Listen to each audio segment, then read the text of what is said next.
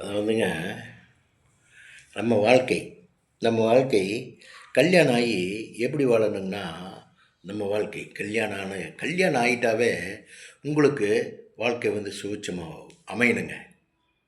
கணவருடைய அன்பை புரிஞ்சுக்கணும், கணவர் வந்து நம்மளை புரிஞ்சுக்கணும் அப்படின்னு நினச்சி வாழணுங்க. தெய்வ பக்தி இருக்கணுங்க ஒன்று. ரெண்டாவது, காலையில் எழுந்திரிச்சோன்னே குளித்து முழுகி வீடு வாசலெல்லாம் இது பண்ணி என்னங்க கணவர் கொடுக்குற மரியாதையை நீங்கள் கொடுக்கணும் ஒன்று. ரெண்டாவது வந்து எப்படின்னா, நீங்கள் உள்ளன்போட கணவர்கிட்ட இருக்கணுங்க. உள்ளன்போடு இருக்கணும். மற்றவங்க குறுக்க வராத அளவுக்கு நீங்கள் பார்த்துக்கணும். லைஃபுங்கிறது, வாழ்க்கைங்கிறது மற்றவங்க குறுக்க வந்துட்டாங்கன்னா முடிஞ்சது, நம்ம கதை முடிஞ்சது. குறுக்க வராத அளவுக்கு பார்க்கணுன்னா நீங்கள் கணவரை வந்து நல்லா நேசிக்கணும். அதே மாதிரி அவரை நேசிக்கணும். அந்த மாதிரி ஒருத்தருக்கு ஒருத்தர் நேசித்து வாழும்போது அந்த வாழ்க்கை வந்து நல்லா இருக்குன்னு சொல்ல வர்றேன். எப்படின்னா, நீங்கள் ஆரம்பத்துலேருந்தே இந்த பழக்கத்தை கொண்டு வரணும்.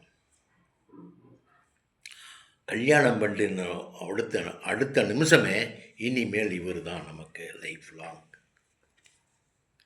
இந்த மனைவி தான் நம்மளுடைய லைஃப் லாங், நம்மளோட உயிர் எல்லாமே இதுதான் அப்படின்னு நினச்சி வாழ்ந்தால் அந்த வாழ்க்கை வந்து சுவிட்சமாகவும் நல்லா இருக்குங்க. பிரைட்டாக இருக்குங்க. எந்த தவறுமே லைஃப்பில் பண்ணவே கூடாதுங்க. நம்ம அம்மா அப்பா வந்து கரெக்டாக எந்த விதமான பாவக்காரியம் செய்யாமல் நம்ம ஜனித்து வெளியே வந்தோம்னா நம்ம லைஃப் நல்லா இருக்குங்க. என்னங்க, நம்மளுடைய குடும்பத்தில் நம்ம அம்மா அப்பா வந்து பாவங்கள் செஞ்சு நம்ம ஜனித்து வெளியே வந்தால் அந்த வாழ்க்கை நல்லா இருக்காதுன்னு சொல்ல வர்றேன். அதுதான் உண்மை. கடவுள் குழந்தை கொடுத்துருவாரு. நீ கடவுள் வந்து குழந்தை கொடுத்துருவாரு. அதுக்குண்டான பலம் கர்ம வினையினால் அது கிடைக்காது. அவ்வளவு இருக்குதுங்க. இந்த பாவ காரியம், கர்மம் பண்ணுறது, ஒருத்தனை ஏமாத்துறது, பிடிக்கிறது, பண்ணுறது எல்லாமே நம்ம லைஃப்பில் உயிரோடு இருக்க வரையில் நம்ம கண்ணு முன்னாடியே நடக்குங்கிறேன் நான். துயரம், துன்பம், கஷ்டம், மன நிம்மதி ஒன்றும் இல்லாமல் இருந்தால் போதுங்க, நம்ம லைஃப் முடிஞ்சுது.